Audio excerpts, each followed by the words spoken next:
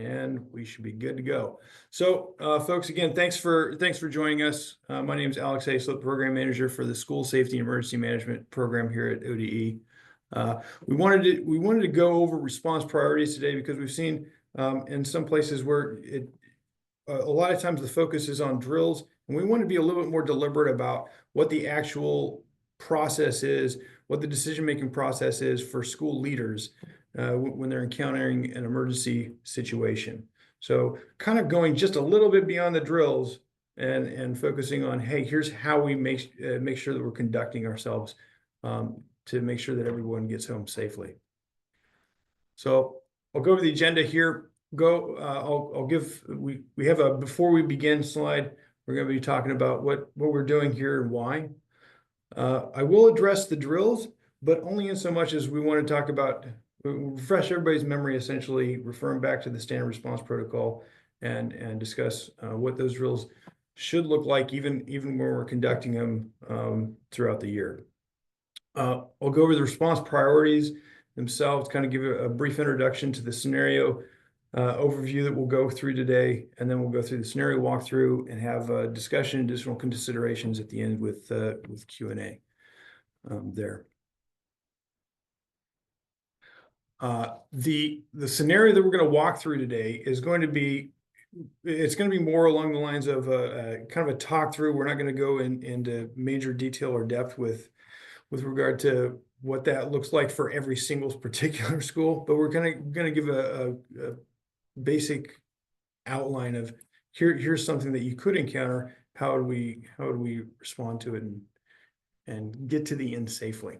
So before we begin, I like to stress what our program does and what we want to make sure that we're helping schools and districts with across the state.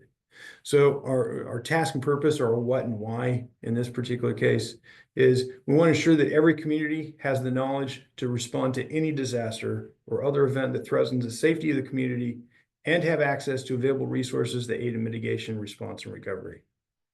And we do this in order to maintain a safe and welcoming environment for our schools and the communities they learn in so that every person can thrive. So the more you know, always keep that in mind. So, like I said, we're gonna go over the drills. I'm not gonna go over these in extreme detail here, but I do want to touch on what our recommendation is and why. We recommend the I Love You Guys standard response protocol because it speaks the educator language. It has emergency response fundamentals built into it, and it's a script that can be applied in just about every single school environment out there. So the 5 that you see here, I'll go to the next slide. The 5 that you see there, plus the tsunami and earthquake drills, are required in Oregon. We do have a one-page drill recommendation guide that can help. If you were to follow that, you would absolutely meet the standards and requirements for schools here in Oregon. But it's meant to give schools and districts kind of a pretty simple reference sheet for, hey, what drill should we conduct today or this month?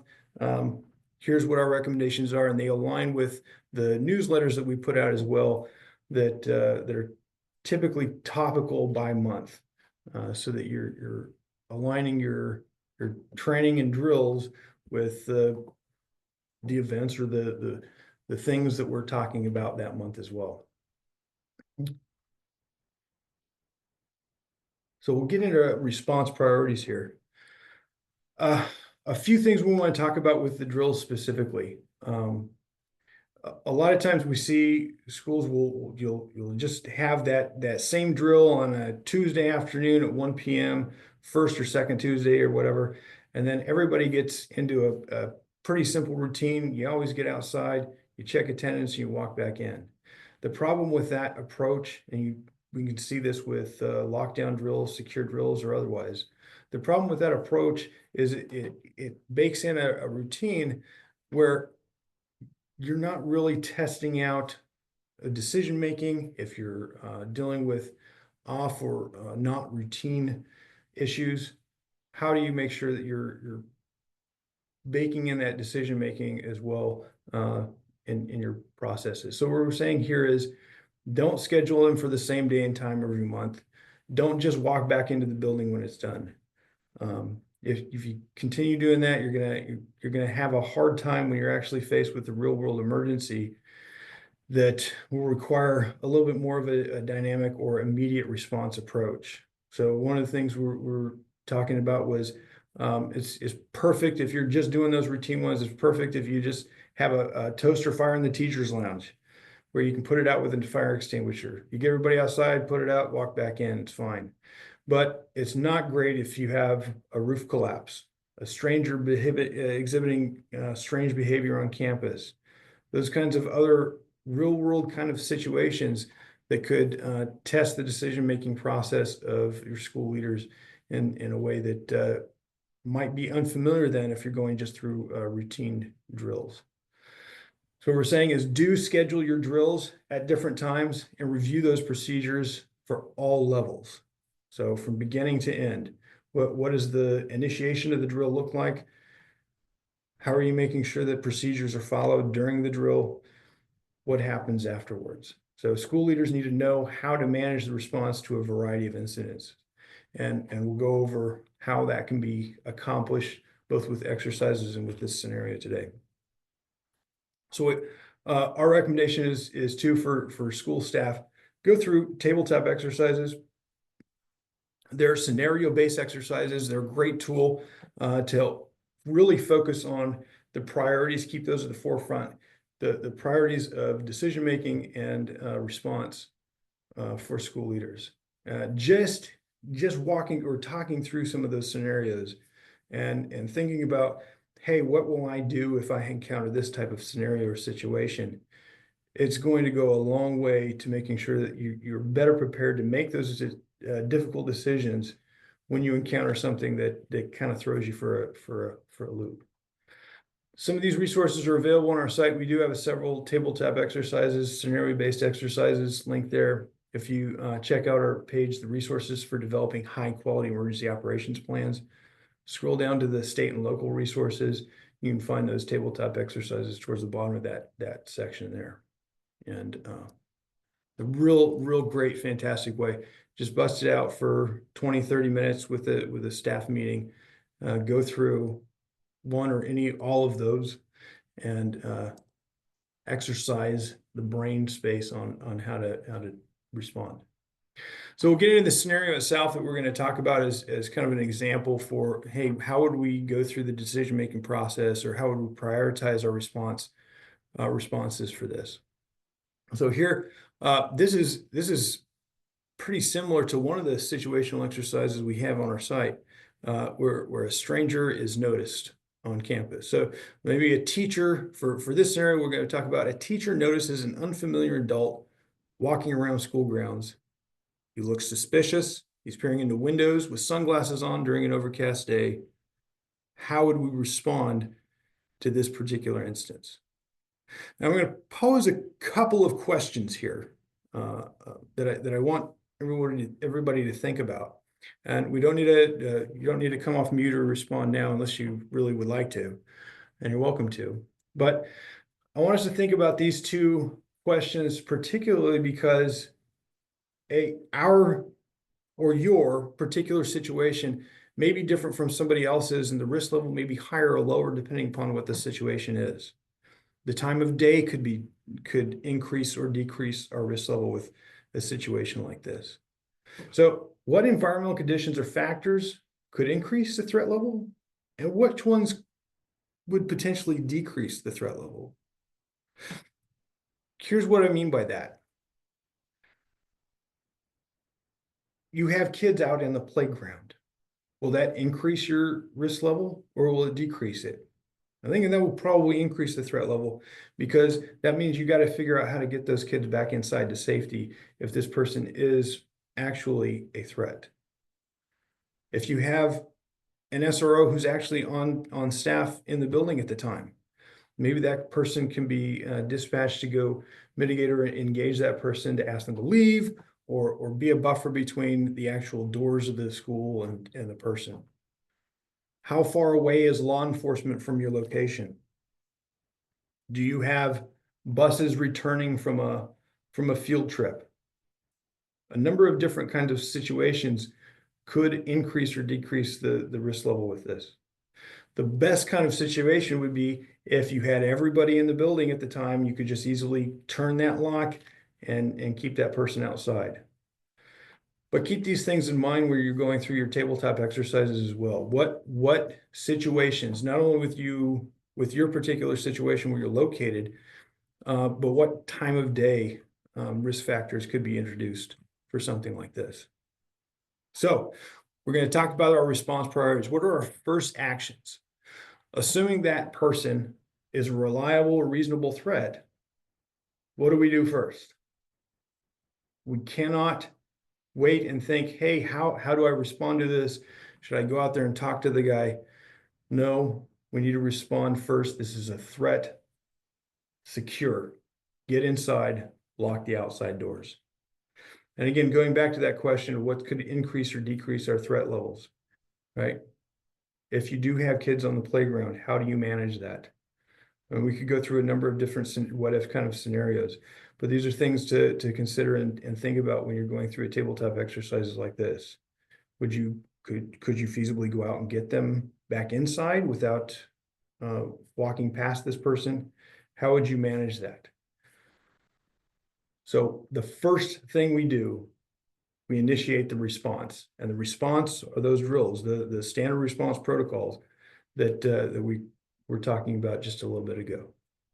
So that's how we're setting that condition for safety initially. That standard response that we're identifying, we're saying, hey, this is the one that we're going to choose in response to that. That's going to set the conditions for how we can continue to carry on that response later on, right?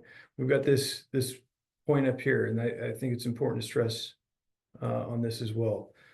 Schools don't put out the fires or arrest the bad guy, but you can, and with those standard response protocols, you can set the conditions that will keep students safe while you're waiting for those responders to arrive, right?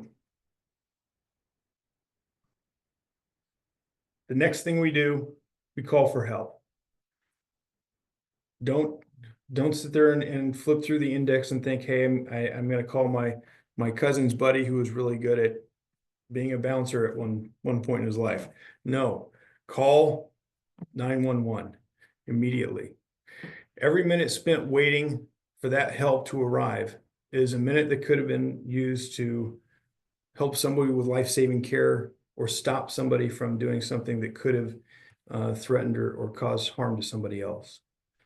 Call police and fire immediately after initiating a response. That's for any kind of response, because it's better that they show up and not be needed than you wait to call them and somebody gets hurt, or you have to make a difficult phone call later in the day because you did wait.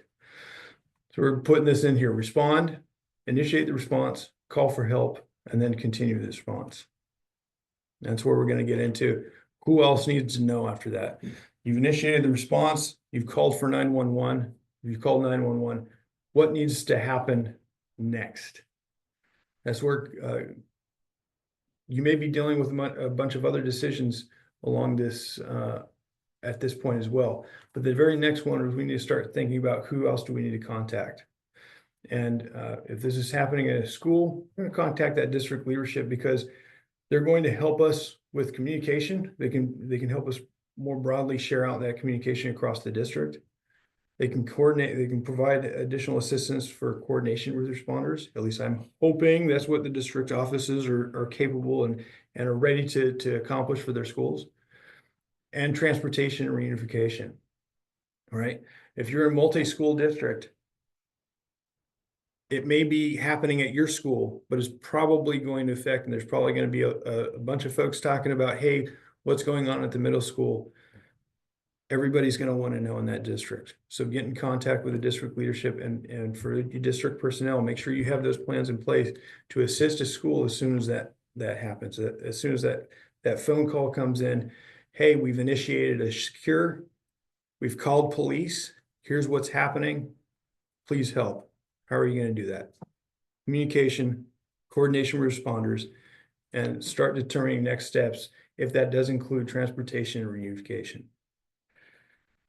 That communication piece, that should be handled where we're also notifying parents, hey, here's what's going on. Not just to say, hey, here's what's going on, just so you know that we're in a secure, but know what to do, right? If they're notified ahead of time, and we'll talk about a little bit more about communication here in a moment, but if they know ahead of time what's going on, know your community as well, but they know ahead of time what's going on and what your instructions are, it can help mitigate a lot of the hey, we're showing up at the wrong place, wrong time kind of situation. That's where we're going to be talking about communication here next. I'm going to skip to the bottom bullet first. I'm going to say review and practice your communication plans way before they're needed. Because if you find yourself in a situation where, oh, hey, we're initiating response, we're calling 911, we're going through the rest of our response priorities. Oh, now we're telling parents, this is what's going on, and this is what they should wait for with communication. It's already probably too late. That trust factor needs to be built ahead of time, starting at the beginning of the year and continues throughout. So any kind of situation like this that comes up, any kind of information that you can share with your folks, not only within the school, but outside the school, the parents, guardians, other community members, make sure that that's routine and consistent. Review and practice those plans before they're needed. And we always say, be honest and forthright with your school community. A couple of things that, and Mitch, if you would, please put these in the links in the chat as well. We do have a communications annex example. They'll help you identify the communication priorities within the school community, but also another guidance document on emergency communications. And it's a requirement here in Oregon that if you have an unscheduled response to a safety threat, as it's called out in the statute, that you must notify your school community by electronic communication within 24 hours. What happened? How was it resolved? And et cetera. So make sure that you have those plans in place and you're practicing those ahead of time. Because that timely and honest communication, that's going to reduce confusion when the event happens, and it's going to build trust within your community. So we've responded, we've called 911, we've contacted the district, they're helping us out. How are we going to continue? We're going to take accountability as feasible. If you're in a secure or even a lockdown kind of situation, maybe that's not, maybe you can't do that right away. If you're in an evacuation, obviously you're going to go to that accountability pretty quickly after that. Assess and take necessary actions. And this is where I say that the decision-making really comes in to play. What environmental factors or events change the conditions that require either an escalation or de-escalation of the response, right? What comes next? Do we need to evacuate? In this particular situation, it's probably not a good idea if you have somebody sitting outside the building. But what does that look like for other scenarios as well? So when those things escalate, it's okay to call the next level of response. And don't wait for that if that's the case, right? The secure was called because the threat was outside the building. What if this suspicious person that was peering in through the windows, you've called the secure, but he found an unlocked door at the back? Oops, now you got the guy inside the building. How do we respond? If he's inside, that's when we go to the lockdown. Locks, lights out of sight. The person is inside the building. We need to create that time barrier between the persons that's inside the building from our children in the school, right? So a note on this, when we're talking about the responses, they can be concurrent or consecutive. So in the scenario we're talking about, you have that person outside, you're going into secure because that threat is outside the building. He makes his way inside the building. Now we're going to a lockdown. So that's when it can be consecutive right after the other. Well, let's say we're conducting an evacuation. We can also be conducting that accounting for students and staff simultaneously while we're doing that, right?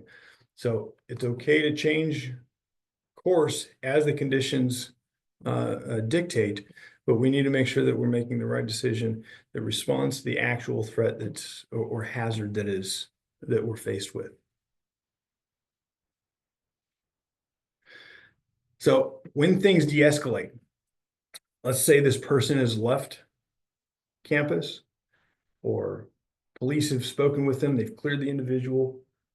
Maybe somebody identified him, say, hey, nope, that's somebody we asked to come over here and take pictures of the school grounds. Whatever the case may be, then you can lift the secure return to normal.